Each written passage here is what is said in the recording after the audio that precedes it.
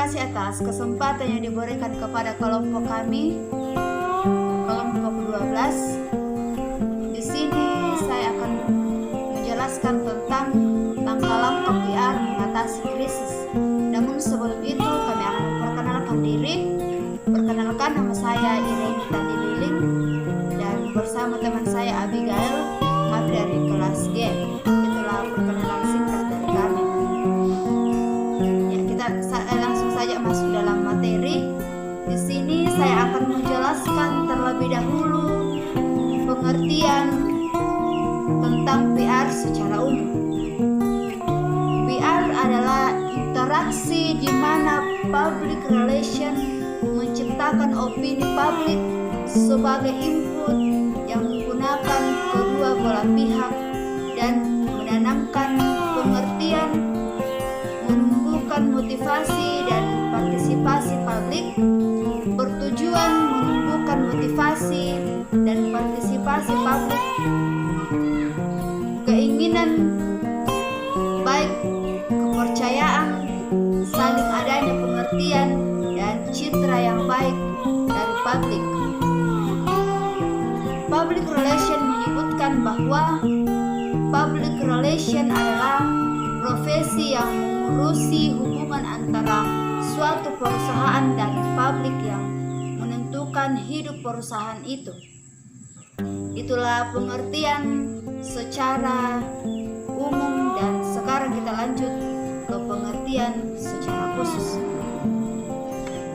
Public relation adalah fungsi khusus manajemen yang membantu membangun dan memelihara komunikasi bersama, pengertian hubungan dan kerjasama antara organisasi dan publik, melibatkan masalah manajemen membantu manajemen untuk mengetahui dan merespon opini publik, menjelaskan dan menekankan tanggung jawab manajemen untuk melayani minat publik, membantu manajemen untuk tetap mengikuti dan memanfaatkan perubahan secara efektif, berguna sebagai sistem peringatan awal untuk membantu tren dan menggunakan penelitian dan teknik suara dan layak dalam komunikasi sebagai alat utama.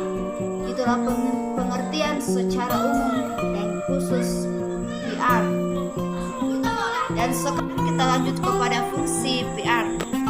Fungsi PR yang pertama, mengetahui secara pasti dan mengevaluasi pendapat umum yang berkaitan dengan perusahaannya. Dan fungsi yang kedua, menasehati para eksekutif mengenai cara-cara menangani pendapat umum yang timbul. Dan yang terakhir, yang ketiga, yaitu menggunakan komunikasi untuk mempengaruhi pendapat secara umum.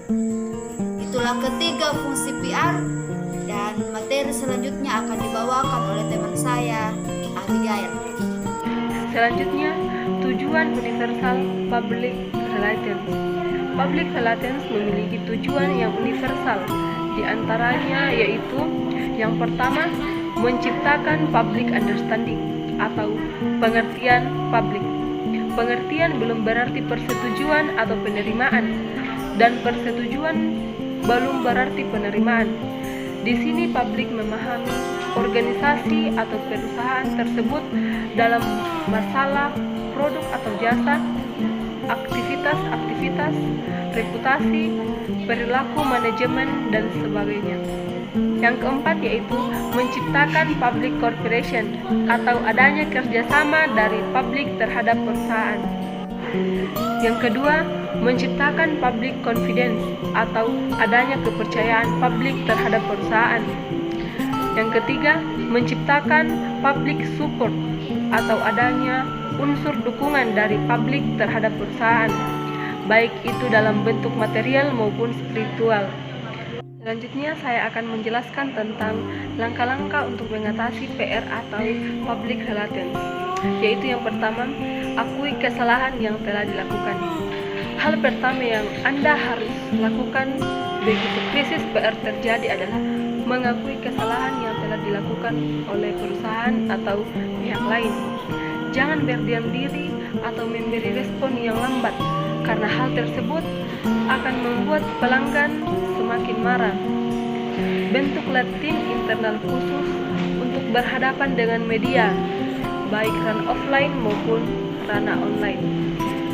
Tim itulah yang akan menganalisis keyword, artikel, dan percakapan di media sosial secara intens untuk mengetahui apa yang respon publik terhadap masalah yang terjadi dan dampaknya terhadap brand atau produk Anda. Kemudian yang ketiga yaitu tunjuk orang untuk menjadi juru bicara. Seperti yang disebutkan sebelumnya, komunikasi menjadi hal krusial dalam mengatasi krisis PR. Publik pasti menanti Anda untuk mengeluarkan pernyataan resmi terkait masalah tersebut. Oleh sebab itu, tunjuk seorang untuk menjadi juru bicara perusahaan.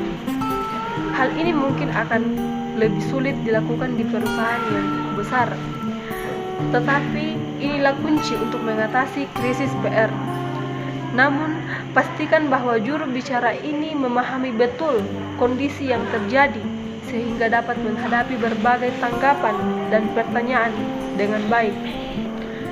Kemudian yang keempat yaitu buat perencanaan khusus untuk media sosial. Media sosial dapat menjadi perangkat yang tepat untuk membantu Anda dalam menangani krisis PR.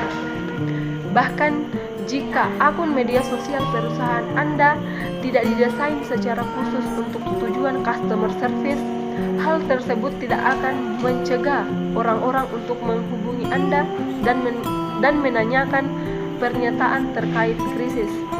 Menggunakan media sosial merupakan pendekatan yang proaktif dan transparan dalam menangani komplain.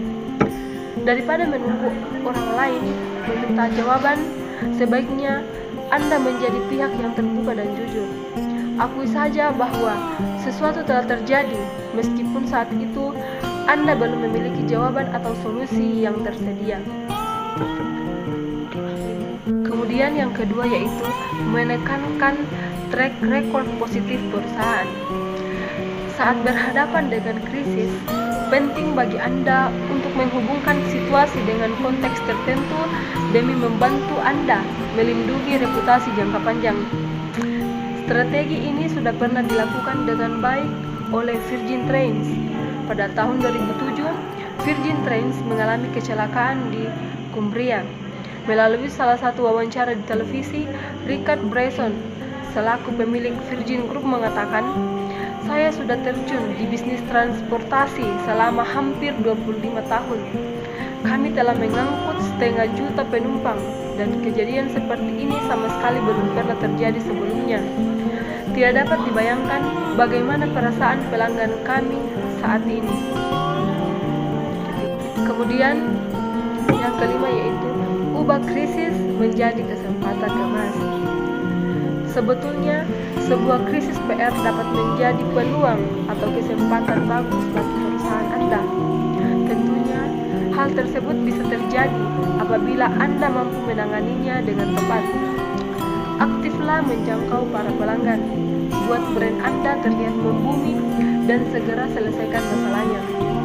Jika berhasil, Anda akan keluar dari krisis tersebut dengan image yang jauh lebih baik.